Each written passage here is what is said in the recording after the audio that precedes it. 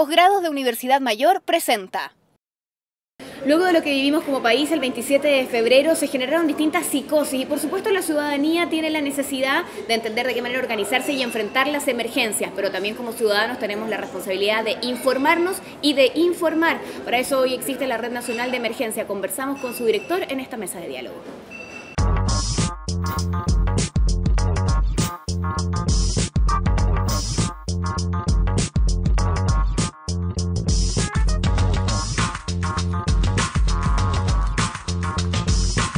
Mesa de diálogo, desde la Confitería Torres.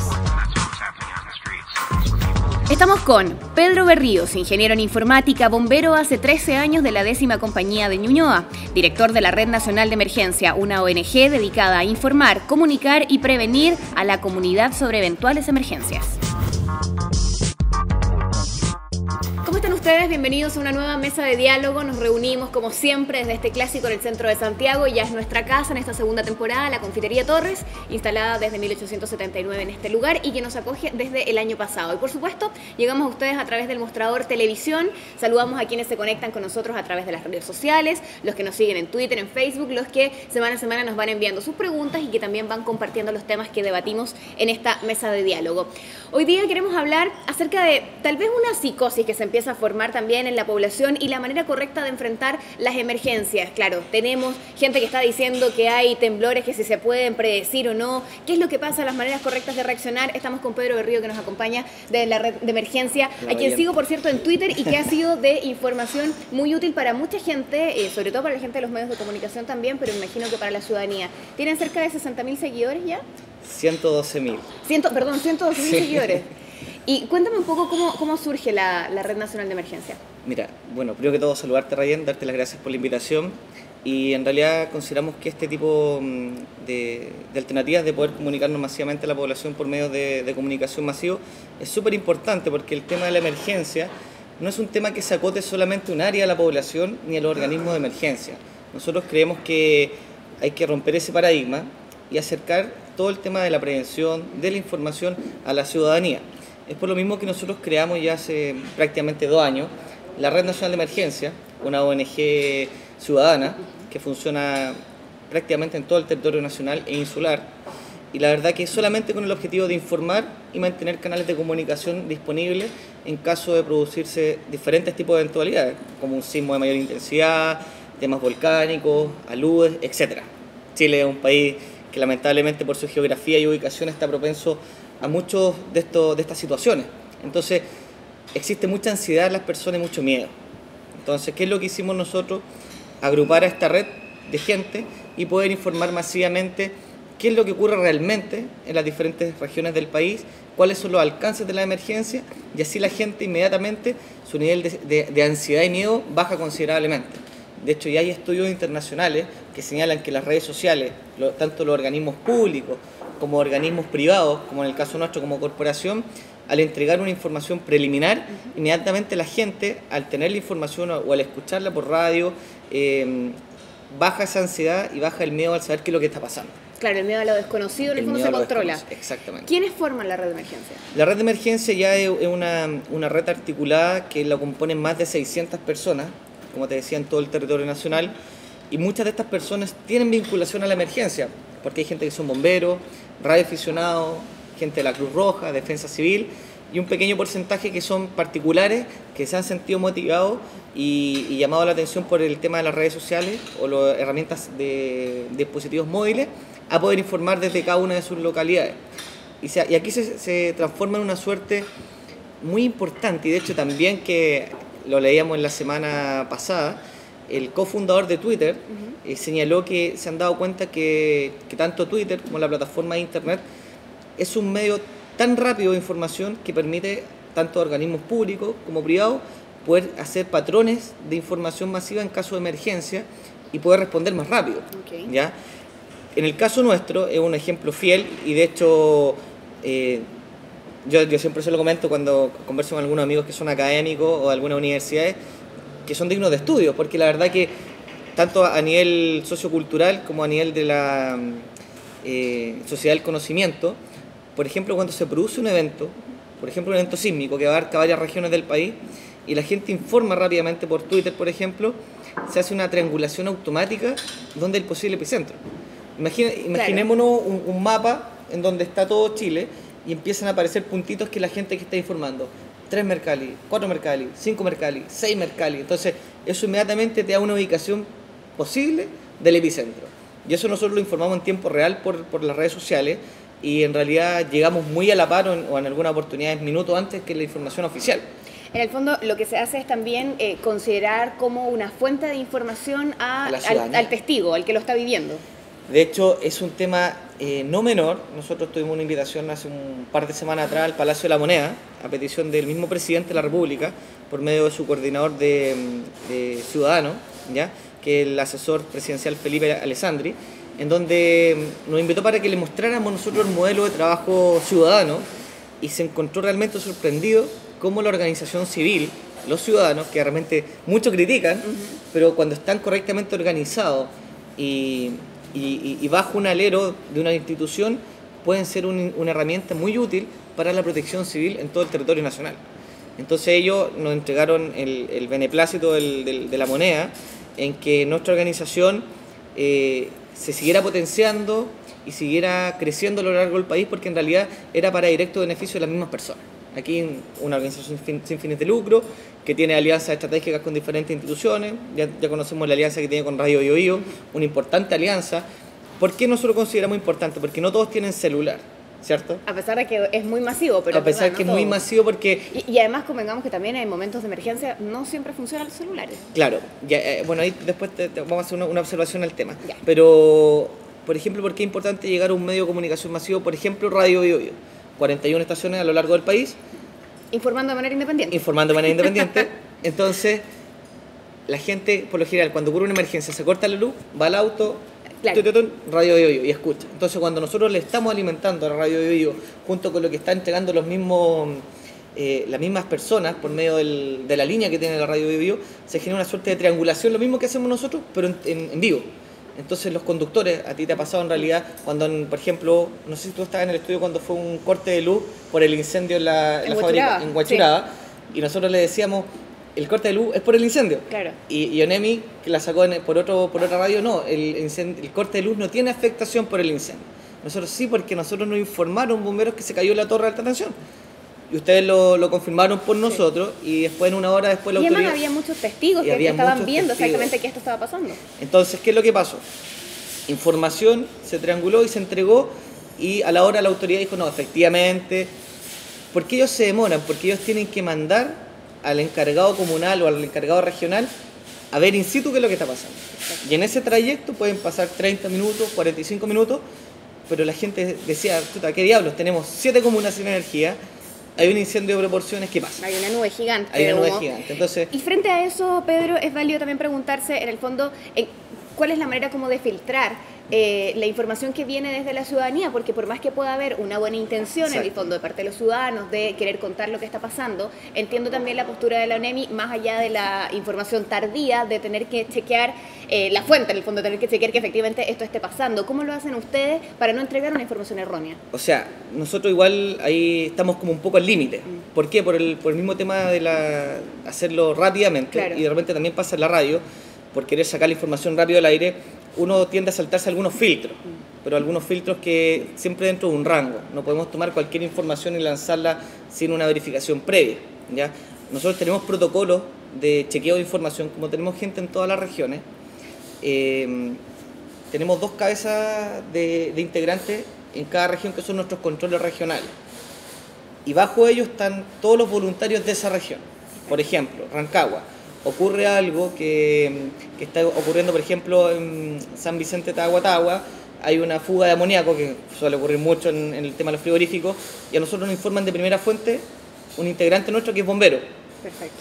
Por lo general él va en el carro o llegó al lugar, entonces ya tú tienes un chequeo. Tiene absoluta información certera. Que están los bomberos en el lugar, ¿cierto? Claro. Ahora, ¿qué es lo que ocurre? Cuando llega una información de una persona que no es integrante de la red, y que nosotros, por ejemplo, gente que nos sigue por las redes sociales, lo tomamos como preinformación para chequearla. Por ejemplo, nos llega por Twitter, gran columna de humo en autopista salida sur, altura de Izaguirre, ¿ya? Ok, inmediatamente esto lo toman en el caso de la radio, nuestros editores, en el caso nuestro, nuestros controles, y empiezan a chequear. Bueno, bomberos salió a ese lugar, no hay despacho de bomberos, ya. Y dejamos la información ahí hasta que llega otra persona y nos confirma, nos da la misma información. Ya son 2 personas y de repente llegan 5, 10 personas, ya hay algo real está pasando, ahí. claro. Y de repente suele suceder que ni siquiera los bomberos saben, o las unidades de emergencia saben. En el caso nuestro ya tenemos varias avionetas que se han caído en el lado de Curacaví y nos ha llegado por medio de la misma radio Bio Bio, de auditores, que nos llaman los operadores de radio Bio. ¿Sabes que nos llamó un auditor que iba por la ruta 68 y una avioneta y se cayó? Y no sabemos más. Y nosotros activamos nuestra red, nos comunicamos con nuestros operadores en Curacaví y llamamos a los bomberos. No tenemos ningún despacho. Pero mira, ¿sabes qué? Ya ok, el comandante va a mandar un carro a verificar. Resulta que el carro llega, se da un par de vueltas en el aeródromo y no había nada. Pero resulta que un poquitito más allá hay unas personas haciendo señas. Y llegan y hay una avioneta con 2 personas atrapadas. Entonces te das cuenta que ya la función de informar ya está pasando una etapa de activar organismos de emergencia. Y con eso, cuando tú activas organismos de emergencia, tú puedes disminuir los tiempos de respuesta e inclusive salvar vidas.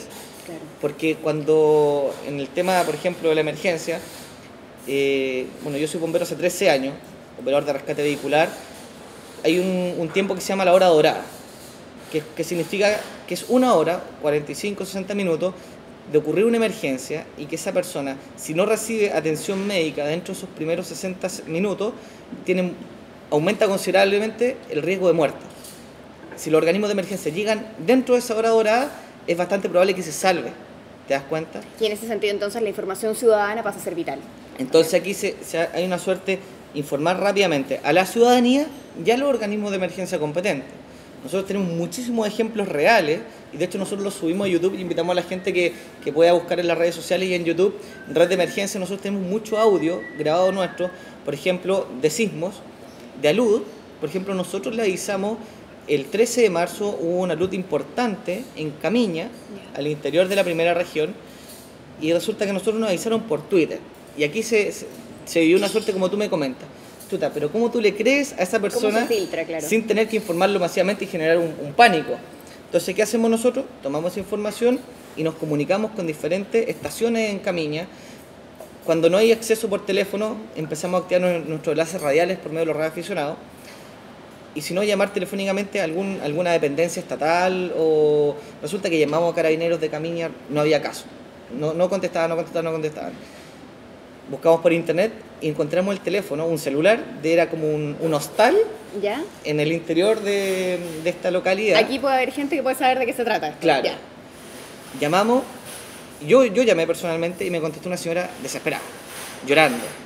Oye, se estoy llamando a Santiago, nos están informando, sí, está entrando agua a las casas, por favor, tenemos niños pequeños, ayúdenle, y se cortó la comunicación. Ya, ok, entonces, ya, necesitamos igual otra confirmación. Y llamamos a una constructora que está trabajando en el lugar y el operador de retroexcavadora yo lo logro comunicar al celular y me dice, mira, efectivamente hay una luz y por lo menos 200 casas afectadas. Entonces nosotros inmediatamente por nuestros sistemas de comunicación que tenemos sobre internet, de hecho aquí lo pueden ver, no sé si lo pueden enfocar, este dispositivo que es una aplicación que transforma la voz en datos. Ya. Voz IP. Algunos los conocemos en las empresas que se comunican por teléfono IP. Esto es lo mismo, pero sobre los celulares. Cuando hay emergencia o saturación de la línea de voz, nosotros igual nos podemos comunicar con todo Chile por este sistema. Perfecto. ¿Ya? Es como ocupar el Twitter, claro, pero nosotros lo hacemos por voz. Es como transformar el tráfico de datos en voz. La voz en datos. La voz en datos. Exacto. Perfecto. Entonces, yo llamo al operador mío inmediatamente y es cosa de apretar el PTT, podría decirse. Y atento Control Sur para Nacional. Aquí vamos a llamar para ver si nos contestan inmediatamente en tiempo real. Entonces, esto mismo que estoy haciendo al sur, yo lo hice para el norte en esa oportunidad, al control de la primera región. Le entregamos la información, entregamos los celulares y él allá se comunicó con la UNEMI y le informó, ¿sabe qué? Primero que todo, ¿tiene información de una luz en Camiña? No, hay una luz en Pica. Sí, no, pero este otro alud. No, pero ¿cuándo pasó? No, recién. Ya, y tienen la confirmación, sí, anoten los siguientes teléfonos y empezamos a hacer una suerte de triangulación de información con la autoridad, información que ellos no tenían, porque Claro, ustedes de puente entre lo que está pasando en la ciudadanía, informarle a la autoridad para que se tomen las medidas correspondientes. Exacto, entonces ellos tomaron la información y activaron su propia red de comunicación interna y, por ejemplo, esto nosotros lo entregamos a las 7 de la tarde y ellos a las 9 ya estaban mandando a un grupo de GOPE y de bomberos al lugar porque ya tenían la confirmación que efectivamente habían personas aisladas, daños materiales. Seguramente eso ellos lo podrían haber sabido, pero quizás en 6 horas, 8 horas. ¿Te das cuenta? Entonces, y eso que a uno 2 horas le suena de todas maneras como que es bastante tiempo. Entonces, ¿por qué? Porque resulta que el retén de Carabineros perdió la conectividad en la zona. Entonces, los Carabineros se dedicaron a salvar a la gente. Que estamos hablando de un retén pequeño, de haber habido 10 funcionarios para toda la localidad. Obviamente, si hay una emergencia mayor, ellos van a ayudar a la gente, al igual que los bomberos. Entonces, como no tenían comunicación, estamos hablando 150 kilómetros al interior. No es poco, entonces mandar una unidad de bomberos que se iba a demorar 2-3 horas, los bomberos salieron a las 11 de la noche y llegaron a las 8 de la mañana. ¿Te das cuenta? Entonces, cada hora que pasaba iba aumentando más todavía la demora en la ayuda. Y ahí es donde esta información triangulada, procesada y validada permite, como te decía, salvar vidas y bienes en tiempo reducido. Pedro, vamos a hacer una pausa. Estamos conversando con Pedro Berríos, director de la Red Nacional de Emergencia, que ya hace un tiempo nos viene alertando frente a distintas emergencias que pueden estar ocurriendo en nuestro país. Precisamente él nos dice una triangulación entre recibir la información de la ciudadanía, comunicarle a la autoridad con la intención de salvar vidas. Regresamos con más en esta mesa de diálogo desde la Confitería Torres. Ya regresa Mesa de Diálogo.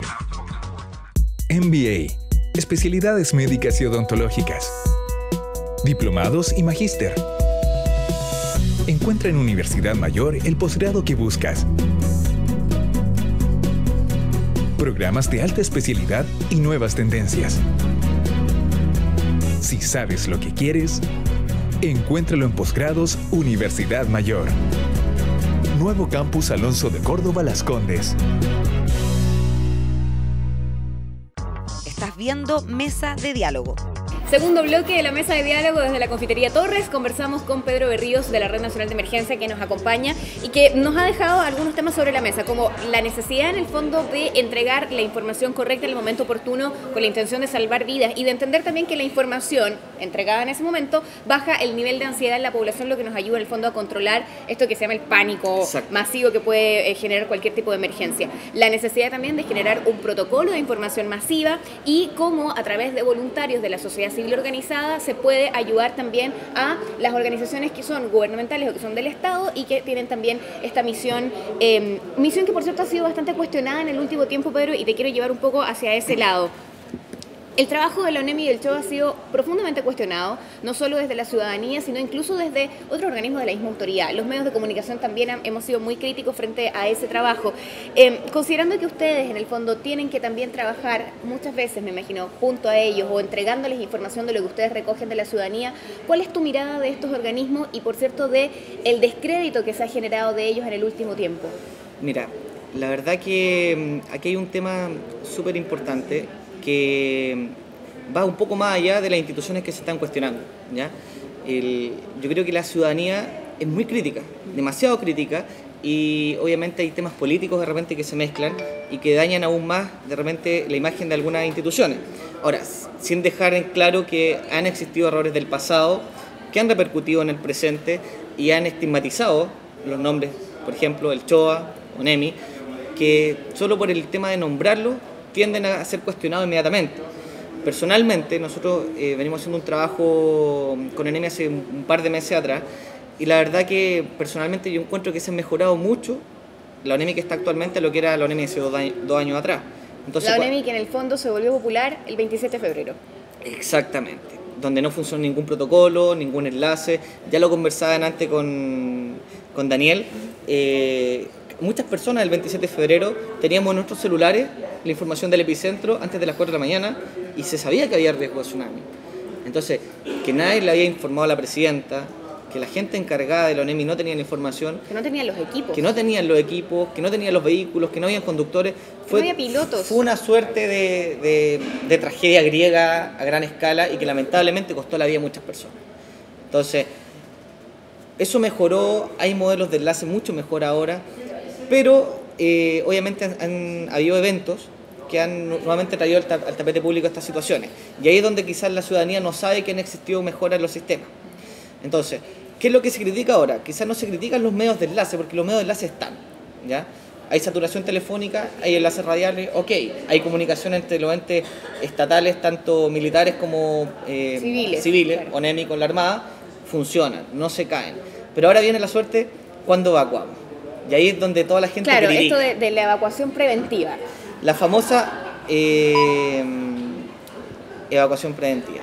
Entonces, ¿qué es lo que pasa? Y ahí yo quiero ser súper claro en que cualquier sismo, si nosotros estamos a nivel de costa en estos minutos en una zona inundable y hay un movimiento sísmico que realmente es fuerte y no nos permite estar en pie, la gente va a autoevacuar, haya o no haya alerta preventiva. Y en el fondo eso también pasa por establecer un protocolo propio, que no tenga que ver con que a uno le vengan a avisar, sino tener claro en el lugar que vivimos y la manera personal. Eso está probado a nivel internacional, que la ciudadanía, y es lo que hacemos un poco nosotros con Red de Emergencia, tienen que estar con sus planes de evacuación, autoplanes de evacuación. Nosotros siempre decimos, el primer plan de evacuación es el que se forma en la familia, en el hogar. Nosotros, por ejemplo, el papá con la mamá, ¿qué hacemos si nos toca un sismo importante en la semana cuando estamos trabajando, dónde están los niños, etcétera? Eso la gente lo tiene que conversar, no tiene que ser un tema tabú. Entonces la gente cuando empieza a hablar de temblores... No tiene que esperar que la ONEMI le diga hacia dónde ir o qué hacer. No tiene que esperar, pero la gente tiene que saber. Por ejemplo, nosotros siempre estamos informando y en nuestro sitio web invitamos a la gente también, www.rne.cl, de Red Nacional de Emergencia. Están las cartas de inundabilidad de todas las costas de Chile, que es la que entrega la misma Armada, ¿ya? ¿Por qué? Porque eso la gente lo puede tomar, imprimir y tenerlo guardado, ¿ya? Porque siempre sabemos que cuando ocurre un evento sísmico importante, el nerviosismo, el miedo, la crisis, la gente se le olvida las cosas. Entonces, es más rápido tener eso guardadito. Esto es no una copia, pero yo siempre lo llevo a los protocolos norteamericanos. Y uno realmente ve en las películas que está el protocolo secundario y saca la carpeta. Claro. Hay que hacer lo mismo. Por algo en Estados Unidos y en los países desarrollados lo hacen. Y la gente tiene una carpetita o tiene un librito o una hoja impresa y abre. Ya mira, nosotros estamos acá, tenemos que arrancar para acá, pero que esté ahí. Porque acordarse de memoria, sin luz, con el miedo que va a pasar, hágalo usted. Prepárelo usted, evacúe usted. Ahora, ¿qué es lo que dice la autoridad? Ellos también tienen protocolos. Sobre un sismo 7, evacuación preventiva los primeros 15, 30 minutos hasta que el organismo técnico, que es el Servicio Nacional de Alerta de Maremoto por el Servicio de la Armada, determina si hay variaciones en las mareas y que pueda producir o no un tsunami. En el fondo es, mientras tanto chequeamos qué tan grave puede ser, mejor sacamos a toda la gente del lugar de riesgo. Exactamente. Hay un mega simulacro preparado para Valparaíso en el mes de mayo. ¿Ya? Yo tengo mis peros con los simulacros, porque la verdad que los considero que son muy preparados para lo que realmente va a ocurrir. O sea, debe haber una distancia enorme entre la reacción de la gente en un simulacro y lo que efectivamente va a pasar en el minuto que esto llegue a ocurrir de manera espontánea. Evacuar una ciudad grande, costera, como Valparaíso, en un día hábil, peak, lleno de vehículos, se va a generar Tiene un otro caos. tipo de riesgo. Tiene otro tipo de riesgo. Podemos tener incluso muertes por accidentes, por atropello, por crisis de pánico, etc. Entonces, ¿cómo evacuamos realmente? Y ahí entran a jugar los roles que son la parte informativa, los medios de comunicación, las redes sociales, las organizaciones de voluntariado como la nuestra y las instituciones de respuesta de emergencia como bomberos, carabineros, ambulancia. El protocolo de ellos es a salir con sus carros, megáfonos, evacuación preventiva, diríjase a la zona de seguridad y estar justamente monitoreando que no se produzcan emergencias secundarias. Y si se producen emergencias secundarias, responder rápidamente y trasladar a la gente a los lugares de evacuación preventiva. Ahora, ¿qué es lo que pasa? Por ejemplo, cuando ocurre un sismo como el del 27F, que hubo 2 epicentros, esto lo conoce poca gente, la gente que lo ha estudiado más, los sismólogos y la gente de ciencia lo sabe. Para el 27F se produjo 2 epicentros, ¿ya? Para quienes vivimos el terremoto en Santiago y lo recordamos, nosotros tuvimos los primeros 30 segundos un sismo 6, 7 podría decirse, y después vino un gran remesón. Y eso fue porque la falla, que está ubicada en Copquecura, en la octava séptima región, empezó a quebrarse hacia el norte y a los 30-35 segundos activó la falla de Pichilemu. Entonces hubieron 2 8.8, uno en la octava región y uno en la zona prácticamente ya centro. Y eso es lo que sentimos nosotros. Y aquí es lo que quiero ir yo, que la zona del epicentro, zona con epicentro de mar, siempre lo dicen los sismólogos, cuando tenemos un quiebre de placas que produce un movimiento, y esto mueve la corteza terrestre sobre el mar y va a producir un aumento en la ola, fueron 15, 20 minutos y llegó el tsunami, la primera ola. Entonces tú con muy poco tiempo de me reacción dices, para la gente. ¿cómo puede más rápido reaccionar la autoridad dentro de los primeros 15 minutos de un mega terremoto 8.8? Para alertar. Para alertar, yo creo que ahí la gente es la que tiene que tomar la responsabilidad y evacuar. Y aquí también hay otro término que realmente la gente no la sabe. Pucha, pero es que el cerro está muy lejos, ok, pero existe la evacuación vertical. Si estamos en zona costera y hay edificios que no sufrieron daños estructurales producto del movimiento, nosotros sobre el piso 10 ya estamos en zona segura.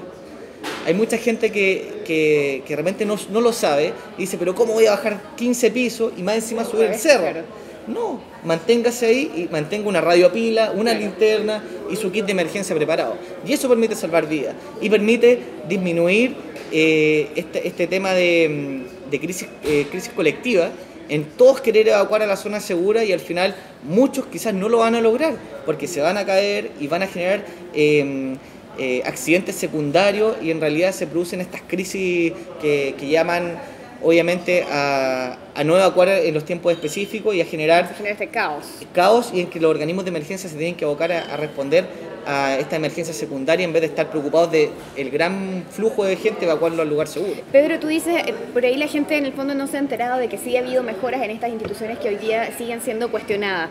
¿Qué es lo que todavía queda por corregir? Por ejemplo, un paréntesis, hemos tenido en esta mesa a astrónomos, gente del mundo de la ciencia, que nos dicen realmente, claro, los temblores no se pueden predecir, hay que estar preparados de otra manera, la ciencia en el fondo tiene sus propios métodos para poder medir las cosas, pero no se puede hacer una estimación de lo que podría pasar, o sea, eso ya en la futurología no tiene mucho asidero científico, pero claramente existe desde la ciudadanía la necesidad también yo creo que de tener cierto grado de certeza frente a que estas instituciones nos pueden proteger o que la información va a ser la correcta. Y uno dice, pero cuidado, que por ejemplo no hay científicos necesariamente que estén trabajando dentro de estas oficinas. De hecho, justamente, mira, qué bueno que trataste el tema, y ahí también un poco como lo comenté anteriormente, que había mucho interés por la parte del Ejecutivo de que organizaciones como la nuestra pudieran vincular diferentes aristas. Claro, una cosa es la reacción de emergencia que puede generar, por ejemplo, bomberos, y otra cosa es la gente que está estudiando desde el mundo de la ciencia, y que me imagino que pueden ser absolutamente complementarios. Entonces, por eso nosotros somos red. Una red son diferentes nodos.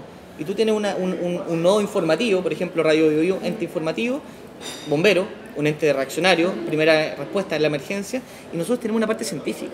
Nosotros, así como nos ven de repente que es una ONG, que no tenemos fondos públicos al momento y que tiene solamente voluntariado, pero nosotros tenemos gente de ciencia que trabaja con nosotros, que nos entrega informes preliminares, tenemos geólogos. Nosotros hemos traído 2 veces a Chile a importantes científicos del exterior, vulcanólogos, que han venido incluso a hacer ascensos con nosotros al Planchón Peteroa, al Cordón Cahuille, que han hecho estudios de terreno, y que esto después esa información se le llevan a Estados Unidos y sacan grandes estudios internacionales que llegan y se publican masivamente.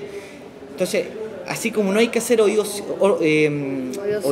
sordos a la población civil, tampoco podemos hacer oídos sordos a la comunidad científica.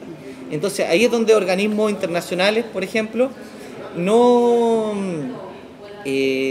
que no tienen la arista. Por ejemplo, ONEMI tiene los organismos técnicos, el CHOA por la parte de la Armada, CONAF en el tema de los incendios forestales, Cernagiomín, que es la autoridad técnica para pronunciarse en el tema de los volcanes, y ellos se acotan en eso, ellos son sus asesores técnicos.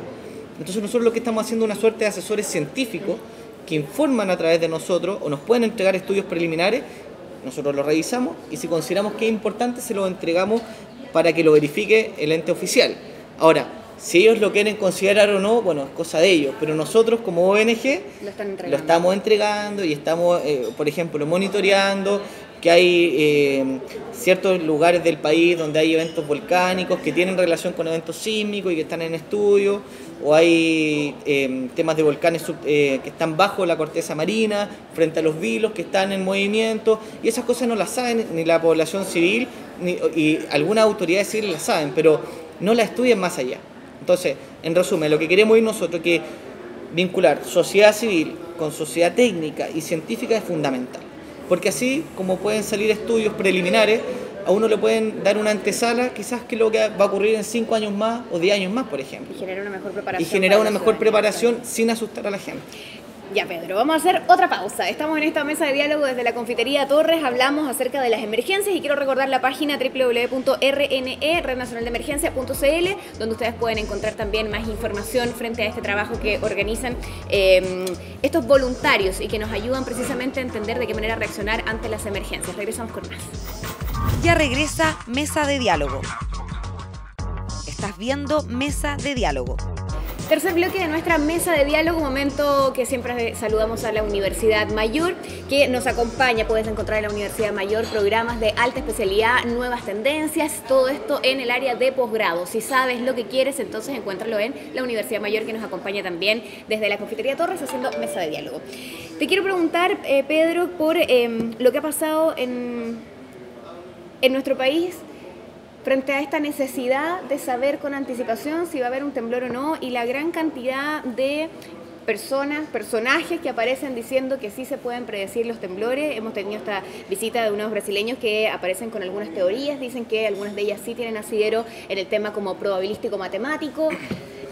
La gente del mundo de la ciencia con la que nosotros hemos consultado nos dice que es imposible llegar a esto y que es muy fácil lograr ciertos aciertos en el fondo por la cantidad de sismos que existen. ¿Cuál es tu mirada frente a esto? Mira, bueno, yo igual quiero aprovechar la instancia y de hecho nosotros vamos a aprovechar de republicar esta entrevista contigo en nuestro sitio web, porque consideramos que es súper importante que la gente sepa realmente qué es lo que pasa, ¿ya?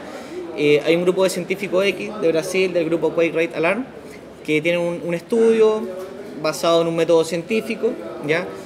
Como ingeniero y también un poco especial en la parte de ciencia, uno no puede hacer tampoco oído sordo al tema que hay un estudio en cuestión. Sí considero que falta mucho estudio más al respecto y por lo tanto, en el caso nuestro, no podemos considerarlo como un ente fiable para dar una alerta o una alarma. De hecho, consideramos irresponsable que este tipo de información se distribuya masivamente, porque ¿qué es lo que pasa? Realmente la gente me lo cuestiona por internet cuando nosotros decimos que hagan caso fiel a las fuentes fijas de información y válidas, ¿ya? Nosotros no es que critiquemos el estudio científico en realidad del grupo de brasileños. Yo creo que si hay una base científica, ok, tienen un cierto grado de probabilidad, también es válido, pero decir que en 5 o 10 días más va a haber un temblor en Chile es como decir mañana va a llover en el sur. Claro, es muy probable que pase y Chile, no hay ninguna novedad. Chile es uno de los países más sísmicos del mundo. Está dentro del cordón de fuego del Pacífico y estamos influenciados a muchos factores que pueden producir sismos. Ellos dan una teoría de temblores que hablan de este tema de la réplica de las placas cuando se produce un sismo al otro lado del mundo. Ok, tiene un grado de validez, pero nosotros consideramos que es muy grande el rango que ellos dan. 300 kilómetros, 500 kilómetros, sin dar una magnitud exacta y sin dar una hora exacta, para nosotros se va a prestar por una más falsa información y que la gente caiga en una suerte de psicosis colectiva. Porque ahora no ha pasado, pero ya como ellos ya salieron en todos los canales de televisión, en todos los medios de prensa, el día que ellos vuelvan a decir que va a haber un temblor en Chile, tenlo por seguro que se va a producir una psicosis colectiva. Quizás algunos van a decir, ok, pero vamos a estar más preparados, pero ok, esa preparación tiene que estar siempre. Puede haber un terremoto mañana, o en 5 días, o en 5 o 10 años más, ¿te das cuenta? Pero la preparación tiene que ser constante, no porque unas personas ahora dicen que se puede predecir, vamos a estar más o menos preparados. Una cosa es que existan estudios al respecto, otra cosa es que se comuniquen de manera masiva antes de haber sido comprobado absolutamente. Yo creo que por ahí va la información, yo creo que ellos quizás antes de haber salido tan masivamente, la verdad que Chile fue uno de los pocos países que prestó atención por medio de un comunicador, de un canal X, y aquí en Chile que somos especialistas para tomar cualquier información que viene afuera y transformarla masivamente. De hecho nosotros lo comentamos en Twitter y no lo comentamos tanto porque se genera una suerte de validación también por quienes lo comentan, ¿no? Exacto, claro. ¿No? Y se genera una suerte de geofarándula. ¿Te das cuenta? Claro. Geofarándula. Entonces, claro. Chuta, ¿por qué no hablamos de sismo y de preparación? Sismopinología, como dijeron por ahí el otro día. Entonces, ¿por qué en vez de dar tanta cabida y horas de canal de televisión público, por qué no hablamos de hacer un kit de emergencia, hablar cuáles son las cartas de inundación, cómo estar correctamente preparado en la familia, cómo nos comunicamos, cuáles son los sitios web que entregan información, cuáles son las radios que entregan información en tiempo real. Eso yo creo que es importante difundirlo masivamente. Ahora, estudios que no están comprobados al 100% en la comunidad científica, yo creo que, ok, dejémoslo como estudio, que lo vean las casas de estudio. Y que sigan avanzando. Y que sigan avanzando. Yo no cuestiono que quizá en 5 o 10 años más ellos sean los pioneros en la predicción sísmica, ok, pero hasta que no tengan un acierto científico al 100% o al 95%, dejémoslo como estudio, ¿ya? Pero andar vaticinando sismos, sobre todo en países que tienen mucho miedo a los sismos, como es Chile, dejémoslo a la parte de los especialistas científicos que lo debatan y lo conversen en sus seminarios, en sus escuelas, etc. Y en la parte preventiva dejar a los organismos estatales y privados que sí informen y comuniquen a la información civil y que se dedican a esto, a estar constantemente acercándose a la comunidad. El llamado, Rayén, y el llamado a los seguidores nuestros, tanto en la cuenta de Twitter, Red de Emergencia y el sitio web, es siempre confiar en los medios oficiales de información, tanto de la autoridad como los organismos privados, porque nosotros nos vamos a dedicar, y nos dedicamos para eso, nacimos, a informar y prevenir a lo largo del país. A propósito, tú decías la página de nosotros que está funcionando y tú me contabas que tienen también un sistema ustedes en que no se cae en el fondo, sí, que es www.rne. A ver, nosotros, luego que creamos la ONG nuestro, llegó una empresa extranjera, que es la empresa Akamai Technology, por medio de su filial en Sudamérica, se llama Edge Technology, y ellos nos dijeron, chiquillos, vengan a conversar con nosotros, nos hemos dado cuenta que su servicio es bueno. ¿Y por qué es bueno? Porque nosotros tenemos mucha comunidad de residentes en todo el mundo. Entonces ellos tenían muchos empleados de Chile, en Estados Unidos, Japón, Asia, que cuando pasaba algo en Chile se metían a nuestra página y la página se caía por sobredemanda. Entonces ellos nos dijeron, ¿saben qué? Nosotros somos la empresa que le da soporte de múltiples conexiones a Facebook, a Twitter, a USGS, a la NASA y al gobierno de Estados Unidos. Entonces nosotros queremos migrar su sitio a esta tecnología para que nunca se caiga. Entonces ellos nos dan el 100% de estabilidad. ¿Y cómo lo hacen? Por medio de esta tecnología que replica nuestro sitio web en 100.000 servidores en todo el mundo. Entonces la página www.rne.cl está aprobada para soportar millones de visitas en tiempo real y no caerse. De hecho, esta misma tecnología es la que ocupó TVN para transmitir Lollapalooza en tiempo real por el sitio de ellos. Es la misma tecnología que soporta 80.000, 100.000, 500.000 visitantes en tiempo real. Entonces, la gente que tenga acceso a Internet y pueda conectarse a Internet en una emergencia, www.rne.cl, y va a poder escuchar nuestro tráfico en tiempo real de qué es lo que está aconteciendo. Ejemplos reales, mi hermana estaba para el temblor del 25 de marzo, andaba con su novio en la quinta región, en la playa, y resulta que ve que la gente se empieza a ir de la playa y ella no sabía qué es lo que pasaba. Y resulta que alguien se acerca y dice, ¿sabes que hubo un terremoto en el sur? Chuta.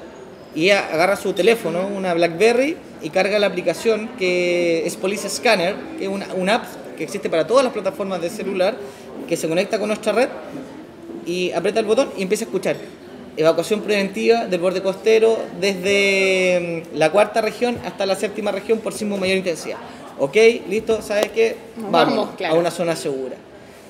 Quizás ella no tenía ni radio FM, ni acceso a otro medio de comunicación, y ella, como lo escuchó, también lo puede haber escuchado cualquier persona y haber generado una evacuación preventiva. Si ella quizás no hubiera sabido y no hubiera visto que la gente estaba evacuando y hubiera ocurrido una emergencia mayor, se podría haber evitado, si ella podría haber estado siguiendo, o las personas en realidad, las transmisiones nuestras o las transmisiones de algún partner nuestro como Radio Bio Bio en una situación de crisis, por ejemplo. Pedro, y te vemos además ultra conectado, sí, con montones de cosas tecnológicas en el fondo para estar también alerta. Claro, nosotros por ejemplo ahí estábamos mostrando algunos enlaces.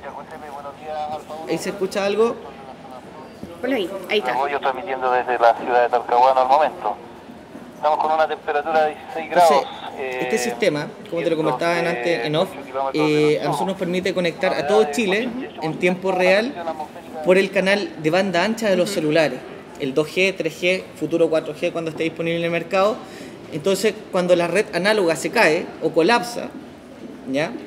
La red de datos sigue funcionando. Y te vemos ahí con el iPhone, con una BlackBerry, con un iPad, con una radio. Mira, nosotros operamos con diferentes sistemas de backup. Ya. Tenemos el sistema digital que llamamos nosotros, que es el que se ve acá, claro, ¿cierto? el sistema análogo, que son equipos de radio VHF y HF, que lo hacemos por medio de nuestras estaciones radiales en Chile y también por nuestras estaciones de radio aficionados. De hecho, una buena noticia, nosotros hace un par de semanas atrás, la Subsecretaría de Telecomunicaciones nos otorgó 2 frecuencias VHF a nivel nacional, en donde nosotros podemos integrar sistemas de comunicaciones, tanto instituciones privadas como instituciones públicas, para poder hacer enlaces radiales en caso de emergencia, ¿ya? Entonces, nosotros estamos trabajando en un piloto con algunas municipalidades, y aquí lo importante de la ciudadanía, que la gente puede informar por Twitter. Entonces, si se cae de Twitter, va a poder informar por radio a nuestras cabezas de serie en regiones para poder dar sus reportes locales, ¿ya? Y así tenemos internet, VHF y satelital. Este es un pequeño dispositivo satelital que se llama Spot Connect, ¿Ya? que por ejemplo, si se cae en todos los sistemas, a mí me permite activarlo y mandar mensajes de texto para las redes sociales o mandar mensajes a celulares previamente configurados. ¿Es tecnología cara? No, menos de 150.000 pesos.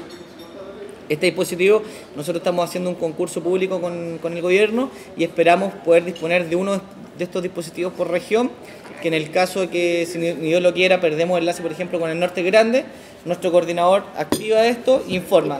Estamos evacuando, hay un terremoto, etc. Lo importante es no perder la comunicación. Claro, y al no perder la comunicación tenemos información y logramos calmar la ansiedad de los que nos hablaba al principio Pedro Ríos. Te quiero agradecer enormemente por estar junto a nosotros.